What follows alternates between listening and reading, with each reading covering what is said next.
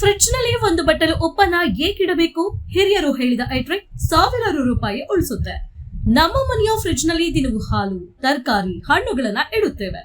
ಆದ್ರೆ ಎಂದಾದರೂ ಒಂದು ಬಟ್ಟಲು ಉಪ್ಪನ್ನ ಫ್ರಿಡ್ಜ್ ಒಳಗೆ ಇಟ್ಟಿದ್ದೀರಾ? ಕೇಳಲು ವಿಚಿತ್ರ ಎನಿಸಿದ್ರು ಹಿರಿಯರು ಪಾಲಿಸುತ್ತಿದ್ದ ಈ ಒಂದು ಪುಟ್ಟ ಟ್ರಿಕ್ ಅಚ್ಚರಿಯ ಫಲಿತಾಂಶವನ್ನ ನೀಡುತ್ತೆ. ನಮ್ಮ ದೈನಂದಿನ ಜೀವನದಲ್ಲಿ ಫ್ರಿಡ್ಜ್ ಬಳಕೆ ತುಂಬಾ ಸಾಮಾನ್ಯ. ಅದರಲ್ಲೂ ಬೇಸಿಗೆಯಲ್ಲಿ ಹಾಲು, ತರಕಾರಿ ಮತ್ತು ಉಳಿದ ಆಹಾರ ಪದಾರ್ಥಗಳು ಹಾಳಾಗದಂತೆ ಕಾಪಾಡಲು ಇದು ಅತಿ ಮುಖ್ಯ.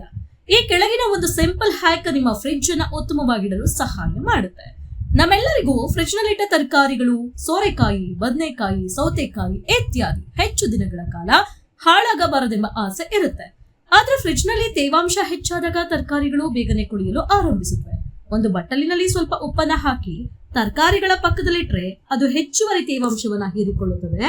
ಇದರಿಂದ ತರಕಾರಿಗಳು ಹೆಚ್ಚು ದಿನಗಳ ಕಾಲ ಫ್ರೆಶ್ ಆಗಿರ್ತವೆ. ಫ್ರಿಡ್ಜ್ ನಲ್ಲಿ ತರಕಾರಿ, ಹಾಲು, ಹಿಟ್ಟು ಮತ್ತು ಬ್ರೆಡ್ ಗಳನ್ನು ಒಂದೇ ಕಡೆ ಇಡೋದ್ರಿಂದ ಕೆಲವೊಮ್ಮೆ ಒಂದು ರೀತಿಯ ವಿಚಿತ್ರ ವಾಸನೆ ಬರಲು ಪ್ರಾರಂಭವಾಗುತ್ತೆ. ಉಪ್ಪು ತುಂಬಿದ ಬಟ್ಟಲನ್ನ ಫ್ರಿಡ್ಜ್ ನ ಒಂದು ಮೂಲೆಯಲ್ಲಿ ಇಟ್ರೆ ಅದು ಫ್ರಿಡ್ಜ್ ನಲ್ಲಿರುವ ಕೆಟ್ಟ ವಾಸನೆಯನ್ನ ಹೀರಿಕೊಂಡು ಒಳಗಿನ ಗಾಳಿಯನ್ನ ತಾಜಾವಾಗಿರಿಸುತ್ತೆ.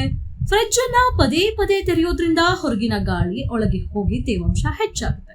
ಇದರಿಂದ ಆಹಾರ ಪದಾರ್ಥಗಳು ಬೇಗನೆ ಕೆಡಬಹುದು.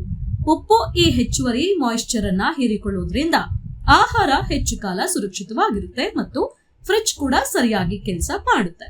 ಹಳೆಯ ಅಥವಾ ಸಿಂಗಲ್ ಡೋರ್ ಫ್ರಿಡ್ಜ್ ಗಳಲ್ಲಿ ಫ್ರೀಜರ್ ನಲ್ಲಿ ಅತಿಯಾಗಿ ಐಸ್ ಜಮೆಯಾಗುವ ಸಮಸ್ಯೆ ಇರುತ್ತೆ.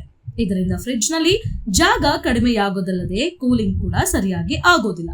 ಫ್ರೀಜರ್ ಅನ್ನ ಸ್ವಚ್ಛಗೊಳಿಸಿದ ನಂತರ ಅಲ್ಲಿ ಸ್ವಲ್ಪ ಉಪ್ಪನ್ನ ಉದುರಿಸಿದ್ರೆ ಪದೇ ಪದೇ ಐಸ್ ಗಟ್ಟಿಯಾಗುವ ಸಮಸ್ಯೆಯನ್ನ ತಡೆಯಬಹುದು.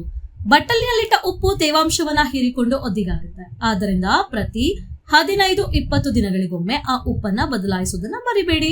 ಈ ಸಣ್ಣ ಟ್ರಿಕ್ ಬಳಸೋದ್ರಿಂದ ನಿಮ್ಮ ಆಹಾರ ಪದಾರ್ಥಗಳು ಹಾಳಾಗುವುದು ತಪ್ಪುತ್ತದೆ ಮತ್ತೆ ನಿಮ್ಮ ಸಾವಿರಾರು ರೂಪಾಯಿ ಉಳಿತಾಯವಾಗುತ್ತೆ.